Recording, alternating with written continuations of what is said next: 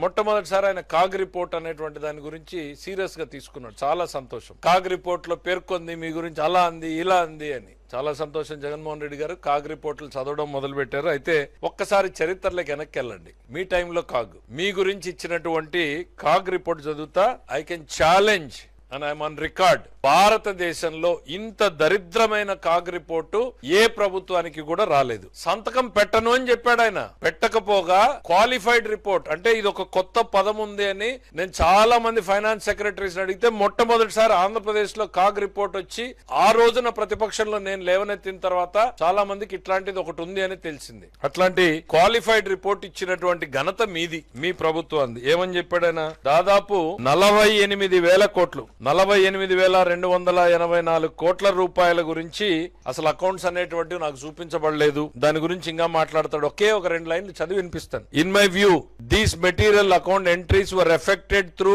Back end of the CFMS system without any valid rational and necessary documentation bypassing the treasury system which were in violation of the treasury code and IT controls.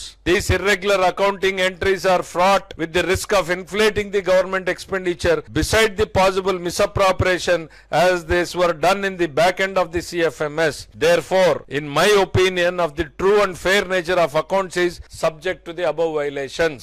అసలు 48,000 కోట్ల రూపాయలకు సంబంధించినటువంటి ఎంట్రీలని British కాలం నుంచి established treasury proceedings ని కాదని back end లో CFMS కంప్యూటర్లకు enter చేయబడ్డాయి. దీనికి నేనేం చేయజాలను, దీనికి సంబంధించినంత వరకు నేను చాలా క్వాలిఫైడ్ రిపోర్ట్ ఇస్తున్నాను అని మాట్లాడాడు. మీరు ఇవాళ కాగ్ రిపోర్ట్ల గురించి కాగ్ రిపోర్ట్లు ఏదో ఎత్తి చూపించింది అనేటువంటిది. ఎస్, కాగ్ ఉన్నదే ప్రభుత్వంలో జరిగేటువంటి పొరపాట్లను లోటుపాట్లను ఎత్తి చూపించడానికి, భవిష్యత్తులో జరగకుండా సరిదిద్దడానికి. కానీ ఇంత ఘన చరిత్ర మాత్రం, మీ అంత ఘన చరిత్ర మీ ప్రభుత్వంలో సాధించినటువంటి ఆర్థిక విధ్వంసానికి ఇంతకన్నా ప్రత్యక్ష సాక్ష్యం నేను అక్కర్లేదనుకుంటా. చరిత్రను గుర్తు చేస్తా ఉన్నా. ఆ రోజు గవర్నర్ దగ్గరికి వెళ్లి నేను దీని మీద రిప్రజెంటేషన్ చేయడం, ఆ తర్వాత గవర్నర్ ని మీరు ఏ రకంగా రాష్ట్ర ప్రభుత్వం తీసుకున్నటువంటి అప్పులకి బాధ్యుడిని చేసినట్టుగా ఆయన మీద కూడా కోర్టు కేసు వేయొచ్చు అనేటువంటి విధానాన్ని గుర్తు చేయడం, ఆ తర్వాత గవర్నర్ గారు మీ చీఫ్ సెక్రటరీని పిలవడం, చీవాట్లు పెట్టడం, ఆ తర్వాత అగ్రిమెంట్లు సరిచేయడం,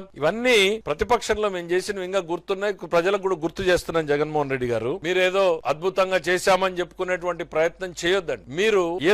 మీరు చేసినటువంటి ఘనకార్యాలన్నింటినీ మేము ఆ రోజు ఎత్తి చూపించాం కదా. మాకున్నటువంటి పరిమిత జ్ఞానమో ఏదో కొంత జ్ఞానంతో మేము చూపించినవన్నీ నిజమన్నారు కదా. కేంద్ర ప్రభుత్వం కూడా మీకు మొట్టికాయలు ఆ రోజు వేసింది కదా. అట్లాంటిది పోయి ఇవాళ మీరేంటి ఆర్థిక విధ్వంసంలో కాగ్ స్పష్టంగా నివేదిక బయటపెట్టింది అని ఏం చెప్పిందండి? జగన్మోహన్ రెడ్డి గారి టైంలో ఆర్థిక విధ్వంసం జరిగింది అనేటువంటిది స్పష్టంగా ఉంది. ఒకసారి మళ్ళీ గుర్తు చేస్తానో తెప్పించుకుని చూడండి. బహుశా అప్పుడు అధికారంలో ఉన్నప్పుడు మీరు కళ్ళు తెరుచుకుని ఉన్నారో మూసుకుని ఉన్నారో నాకు తెలియదు. మేమైతే కళ్ళు చెవులు రెండు ఓపెన్ ఐస్ అండ్ ఇయర్స్ తో ఉంటున్నాం. ప్రజలకు జవాబుదారీగా ఉండే ప్రయత్నం చేస్తున్నాం. లోటుపాట్లను సరిదిద్దుకోవడానికి సిద్ధంగా ఉన్నాం. తప్పు జరిగితే ఎస్ ఇది పొరపాటు జరిగిందని చెప్పడానికి సిద్ధంగా ఉన్నాం. కానీ మీలాగా బుకాయింపులకు మాత్రం సిద్ధంగా లేము అనేటువంటిది. ద ఫస్ట్ ఓపెనింగ్ మీరు చెప్పిందే కాగ్ రిపోర్ట్ ఏదో చెప్పిందని. కాగ్ మీ గురించి ఎంత అద్భుతంగా చెప్పిందో నేను చెప్తున్నాను.